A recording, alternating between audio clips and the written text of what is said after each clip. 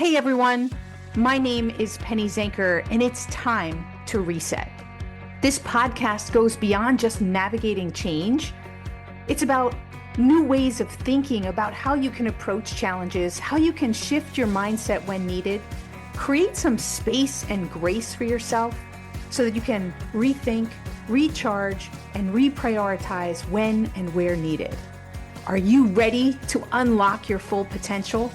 Thank you for hitting play and sharing this next episode with me. It's time to reset.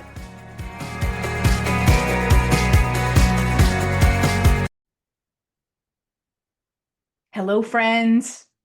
I am excited today to do a little improv, right? Just move and shake however things go. And wouldn't life be a lot easier if we just kind of took it as it came and said, yes, and? Well, we've got the professional on our show today. Avish Parashar is here with us, and he's a fellow Philadelphian CSP, also from the National Speakers Association, and we're here together in Philadelphia. And I just want to introduce, he grew up in, what do you say, exotic, I can't even pronounce this, Poughkeepsie, that's Yep. Poughkeepsie, New York, and makes his home today Philadelphia, as I said. Though he performed all through high school, he decided to stop performing when he went to college to focus on his studies. And of course, his parents were very happy about his decision. And that resolve lasted only a few months, apparently, because the first time that he saw improv comedy, that was it. He fell in love, and okay, maybe his parents were a little bit less proud, but 1 week later, he auditioned for the campus improv group. And without saying too much more, basically, it's his thing. He is the king of improv. I've actually seen him. We did an event together a couple of years ago at Texas A&M, and I saw him do this amazing thing live where he just totally improved from all the cards that everyone had given him on all the tables. So he is an absolute master. He weaves together hysterical and humorous stories, jokes, audience interactions, and improv comedy games. And as I said, it's really impressive. He keeps his audience engaged while imparting also a key lesson, right? So that's important. He's not just going and giving you some ha-has. He's actually giving you much deeper lessons that can be applied also in business. No matter how you use it, whether it's in your personal life or in business, this framework of yes and is extremely powerful. So without further ado, Avish, welcome to the show. Thank you, Penny. I'm very excited to be here chatting with you today. Yeah, it's so interesting because there's so much interlocking that goes along with the reset mindset and yes and because the reset mindset is meant to be an foundational and dynamic reassessment, and I see that's the yes and framework is being dynamic, right, in nature and constantly moving with what's coming. What do you see as the potential connection between those two concepts? Well, I think a lot of, if I'm remembering correctly, because you were on my podcast and you talked all about the reset mindset, and so I learned a lot more about it there. If I recall correctly, a lot of it is about pausing and then reframing, not quite pausing, but kind of taking a breath and then reframing, which in a lot of ways is what yes and is, because the opposite of yes and is yes but. And that is very much a negative mindset, well, yeah, everything's going crazy, but I just gotta push through. Whereas the yes and is more about, all right, accepting and then saying, all right, this change happened, this unexpected setback, things didn't go as I planned, and here's what I'm gonna do about it. So it's almost like a little language tool that can help people reset before they kind of start then going into, your wonderful framework. Exactly. Well, it is part of the framework, right? Because it creates, it's a reset practice. Like you said, it's the language, and it helps us to focus, like you said, not on resisting and being focused on what's wrong and what we don't want, but moving it forward in forward motion. Hmm. So yeah, before we come back to that, you talked about in your bio there that, you fell in love in college and that was it. What was it about improv? What is it about improv that lights you up and that you love? Well, I've thought about this a lot, and if I could roll it back, I said the first time I saw improv, I fell in love, which is true. The first time I heard about improv, though, my immediate response was to say, yes, but. Because one of my college buddies told me I should try out for improv. He thought it was funny. And I had never done improv. I had never even seen it. I was immediately like, no, that's not for me. And it took him nagging me for like 3 or 4 months before I finally even went and just saw a show. And at the time, I would tell you what I liked. It was just, it looked like a ton of fun and was hilarious. And when you're in college, I had time. That's all you need. Why I'm still doing it now, 30 years later, instead of, getting a real job, I guess, is it's a few things. One is it is the deep access of creativity, which I think that when we access our creativity, that is what lets us feel engaged and alive. And when you do improv, as opposed to like scripted theater, where there's obviously creativity there, but the improv you are creating every moment, which is great. And the second thing is what I call the opportunities for brilliance, because you never know what's going to happen, which a lot of people look at as something to be afraid of. Like, oh, I improv, I don't know. For me, I love it because it just means every moment has that possibility for something brilliant to happen. Now, it doesn't always happen, but just knowing it's there, and then when it does, it just, you connect with the audience, you say something unexpected that surprises you, and it takes everything in a new direction. And just the opportunity for those moments, I think, is why I still really love doing it. Well, and when something great happens out of the unexpected, I think there are, even, plans that you didn't, it was something you didn't plan, and all of a sudden it was an impromptu dinner, and that turns out to be like the best night of, the month, Hmm. sometimes just because it was unexpected, right? So I think there's also that, is Well, that that and so much of that can be fabricated both with yes and the reset mindset, right? Because when like an unexpected plan comes up, or oh, you were gonna go out and meet some friends and they canceled, you have that choice, right? And it's like you can just be like, I'm just gonna stay home and rearrange my drawer, which sometimes that is very satisfying. Or you can say, oh wow, now I got a free evening, I can reset and I can go and yes and this and do something, and then maybe that thing you end up doing is even better than the original plan was gonna be. But so many exactly. people just default to the, oh, woe was me, my plan fell through, I'll just be sad. Exactly. I want to point out, you mentioned, sparking the creativity Hmm. aspect of it. And I think it's important that, when people think, I used to think I'm not creative. My brothers were musical and one of them was artistic, and I just didn't have that. And it only came years later when I realized that creativity comes in all shapes and forms, right? You don't have to be funny Yep. necessarily, right? To be good and enjoy improv. And so I think it's important. Maybe we can just speak to the creativity aspect for Absolutely. people.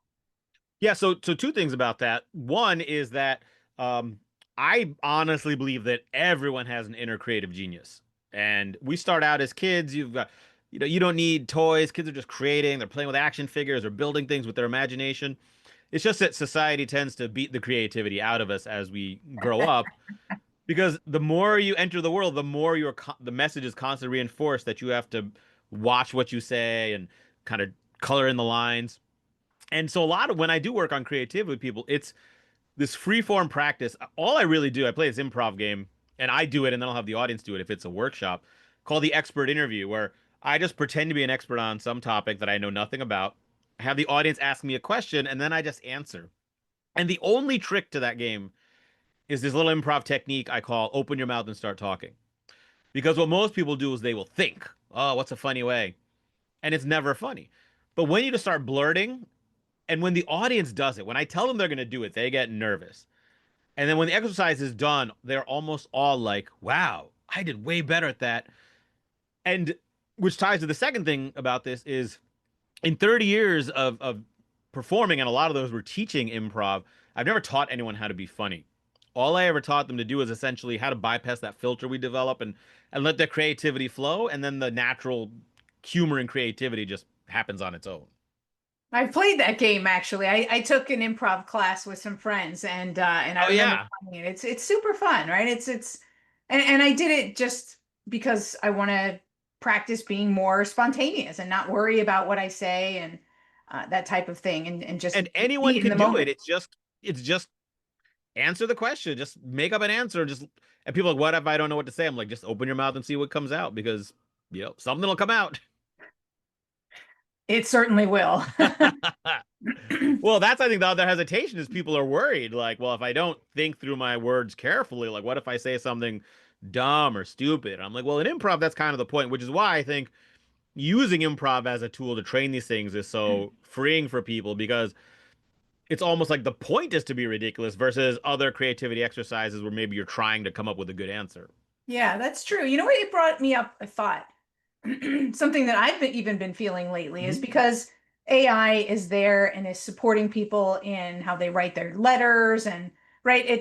It's now all of the communication is focused on being perfect, is Yeah. getting exactly the right language. And I kind of feel like I'm fighting with that in my head a little bit is, you know, I don't want the pressure of feeling like everything that I say has to be perfect all the time. Like, yeah, Oh, I feel yeah. like there's more pressure for that. Do you feel that way? Like, do you see that there's something changing in that and this aspect of just kind of go with it can help us to get out of it? Yeah, and I think it's been brewing for a long time, this the perfectionism and never letting our guard down. And I think that's being accelerated and amplified by AI and other That's what tools I mean. and everything being so polished or I mean, I wouldn't even say as polished, but everything's got kind of a format. And yeah, I think authenticity is kind of the thing that's going to separate people as AI takes over a lot of things. People who really are just making authentic creativity, authentic connection, but you can't get to that without being a little messy, because it's not just like, oh, here's who Yeah. I am. I mean, I'm 52 years old. I've been doing this for 30 years, and I still struggle with exactly answering that question. And it's through the messiness that the sort of brilliance comes out. And maybe this yes and right if we play these games maybe we can just step into that a little bit more so that we can, as you said, if it's amplifying the feeling of perfectionism, I could see that being something to really help people just to be okay being a little messy. Well, yeah, because with improv, it's two things. One is that you're gonna be messy, right? You're just making it up, and it's disposable theater. It's not like you do it over and over again. You do it once, if it stunk, all right. The second thing, the lesson that's really powerful that I love is the mistakes often lead to the best improvisations. For example, I did this two-man podcast for a long time with my best friend, a fellow improviser, and we would basically make up a movie in a specific genre, and we kind of improvise this whole movie playing improv games. And we were doing a Christmas one, and with the main character's name was Holly because it's like Christmas, and he accidentally in one scene had another character call that character Noel. And what you would normally do in that situation is be like, oh, let's correct it and move on. Instead, we used that mistake and it created this entire storyline about how the main character's ex-girlfriend was named Noelle and she passed away and he was trying to recover. None of that was in the original plan, but just by taking that mistake and not fix it and move on, but how can we use this? Like you learn that in improv that those little errors are actually like the blossoming points of amazing creativity. Hmm. And I think that's true probably in business too, as you're ideating and you bring Hmm. out maybe what might be a stupid idea that could, and because no idea is stupid in that way because it sparks other people's ideas, right? And so I think that is true that can cross different categories, right? It's not just for improv, it crosses over into different areas of our life. Yeah, and in improv, we have this thing called an offer, which is it's sort of a generic term, but anything I say or do in the scene is an offer because essentially I'm offering it Hmm. to the other players and to the scene. And if we think in that terms when it comes to like ideation, brainstorming, creativity, problem solving, if you don't think in terms of here's my solution, but rather here's my offer, like you said, it then becomes, all right, that was a terrible idea, but that triggers this new idea in my mind, which kind of going back to and this just happened to me today, going back to your AI conversation, that's where one of my best uses of AI comes from. Not from me giving it a question and give me this brilliant answer, but today I asked it a question about helping me format this book I'm working on, and it gave me this answer that I'm like, well, that won't work at all for me. But something about the answer it gave me is what triggered the next little ripple in my mind, and then all of a sudden I wrote like 500 words that got me past my block. Yeah. Yeah, totally. Speaking of blocks, right? Getting stuck, Hmm. overwhelmed, being in a conflict, how can yes and as a framework, right? And a language, how can that help us in those types of situations? In a conflict, like interpersonal type conflict or Yeah. disagreement. Oh, yeah, absolutely. So our natural response when we are arguing or disagreeing is to say yes, but. And that is like, yeah, but let me show you my point of view. And all yes and does is reverse that. So instead of me saying yes, but let me point out what I'm saying, it's yes and let me understand you more. So it and this kind of comes back to the Stephen Covey, seek first to understand, then to be understood. And yes and is a simple way of remembering that. Anytime you're saying a but, you are enhancing the argument. And anytime you're going to say an and, you're going to be seeking to understand and empathize more. So what that does is number one, it reduces the stress and tension because instead of me arguing, I'm lowering the tension. And number two, the deeper I understand you and your point of view, I might figure out that A, we don't actually have a conflict, or I might find the common ground, or at least, if nothing else, what it does is I shut up. I just let you talk. And I don't interrupt you. I don't say, yeah, but, and when you are done, then I can summarize and say, okay, here's what you said, and here's why I disagree. It completely changes the energy of a conversation. Somebody feels heard, right? And that right there, like you said, just changes the dynamic and reduces the intensity on both sides. Yeah, and I had a friend who used this technique. In fact, I think he used it with his kid. But the word "but" is so charged that he said he just reset how he talked to his daughter.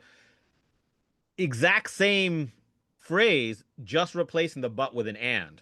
Like, oh yeah, I know you want to go out with your friends tonight, but you can't because it's school night. Versus, oh, I know you want to go with your friends tonight and you can't because it's a school night. It's just exact same words, but just the "and" instead of the "but" completely changes the energy of the conversation.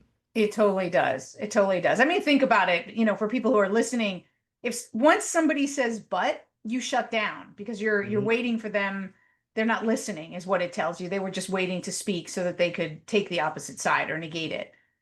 So Yeah, well, but negates everything that came before it, right? It's right, like, oh, you're right. wonderful, So you're a great employee, you do such a great job, but like, oh, I don't care what you just said positively about me.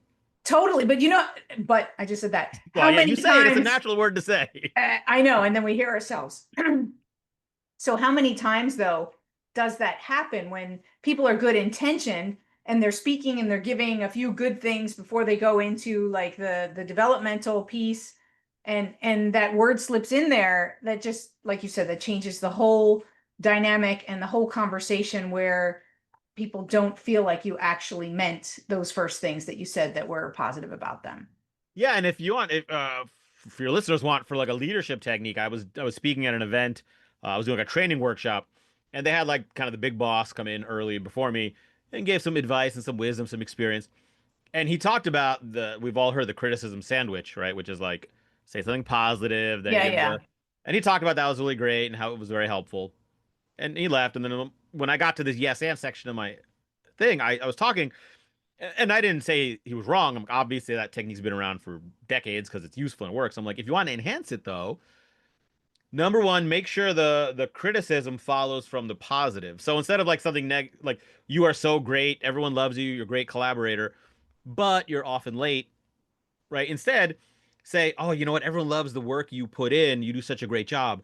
And I think what would help you be even more connected with the people is if you could show up on time more, right? So what you're doing is instead of positive but unrelated, it's positive and I'm connecting this to my feedback. So it sort of naturally flows and becomes more about how they can be better and not to criticize them. It's connected to the value that was part of the first piece. Exactly. So it's not just Yeah. otherwise you feel the positive is blowing smoke and kind of preparing them for the blow. It's Yeah, and that's what people think, right? yeah. But when you Totally. connect it, it's like, oh, that's why you were complimenting me on that, and here's how I can take it to the next level. Yeah, totally. Totally. Um, so how do, what are some other examples of how people could use this in their business environment? A lot of people who are listening, they're entrepreneurs, they're middle or senior managers, how can they be using this day to day in other ways that we haven't talked about yet? Uh, Sure. So I think we talked about obviously you could use it for creativity, you could use it for communication. Using it for change is a big thing I'm working on and talking about now, which is kind of like a setback thing. But when change happens, as it does constantly and more rapidly, the natural response is to say, yeah, but. And it's either to say, yeah, but how can we keep doing things the same way even though everything's changed? Or, yeah, but why can't we just go back to doing it the old way? This is like the two most common things I hear. Right. And it's very natural. And believe me, as an implementer, that's my default reaction too. But the problem is we can't make progress looking backwards. So when we put our head down and say, I'm just going to do things the same way, this is when the world passes us by. And this is also when we get overwhelmed because you just keep doing things the same way and the world passes you by. And eventually you have to catch up. So now you're like, chasing, chasing, chasing. If instead we just catch ourselves saying that, yeah, but, and switch it to a yes, and yes, this change is happening. And here's one little step I can take, right? This doesn't have to be giant. It's not about huge steps or leaps. It's just what's one little thing I can do in the face of this change and just see what happens, right? This kind of comes back to creativity and getting messy. Yeah. It just changes your relationship with change and allows you to actually get the forefront of it instead of constantly falling behind. Yeah, absolutely. I mean, the number one reason why change fails to have long-term impact is basically because of resistance. It's the but. Hmm. And 70, I think it was Boston Consultant Group. I'm forgetting it right now. McKinsey or one of Yeah, I those think it's McKinsey, large yeah, the 70%. consultants company that said 75% Hmm. of these transformations they fail, and it's Yeah. because of that resistance. So if one knows and can use that in the organization as a leadership tool, then they're going to have a lot better chance of making that transformation and having it stick. Yeah, and it can work either for the employees and also for the leader. So you want to get the employees out of the yes but mindset, and that's kind of training them, coach them on this yes and how do you kind of shift your language. But for leaders as well, it's amazing how leaders will often use yes but to try to roll out yes and like you need to say yeah but you're not doing it right. Versus, you're like change is naturally an emotional time. It's an uncertain time. People are afraid. So when your employees are voicing their concerns, your natural tendency is going to be to yes but it, like yeah but don't worry about that, or yeah but this is the way it has to be. If instead we yes and their concerns, that gives them, like you said earlier, it makes them feel understood and listened, and that without you having to come up with a logical reason why the change is going to be okay for them, that lowers their resistance just simply by listening and taking their opinions and yes anding them and digging deeper.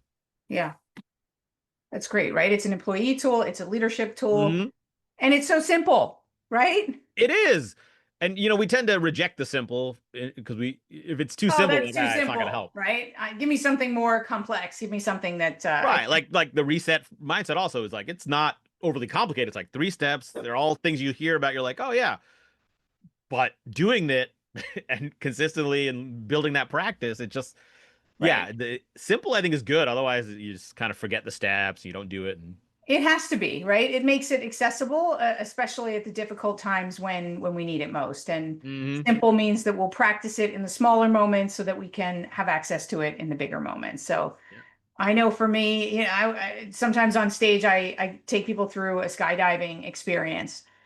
And Oh, I talk about they give you three simple instructions when they give you this long training, right? You think it would be really complex. No, you get three things that they ask you to do in like this 3-minute instruction. And the point is that you can't remember more than that. And don't forget to breathe, put your arms and your legs out and make sure your legs are up when you land so you don't break them. That's easy enough to remember. I got it.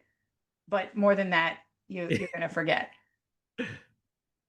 yeah, it's funny. I'm So working on a new book. Then I'm doing this yes and framework where yes and is an acronym, but that's six, which I think is fine because it's an acronym, so it's a realm. But I'm still in my head keeping it simple. I'm like, is six too long? Should I, but it works for the acronym, so I'll probably keep it. But you break it out into Covey three did and well with three. seven. So what's You break that? it out and you break it out into 3 and 3 if it's six, right? You I can thought about that. Yeah, I'm like, can I make the three? Can I make them relatable? Yeah, and it is two words, so it's exactly. So yeah. you just I break it think out it'll into work.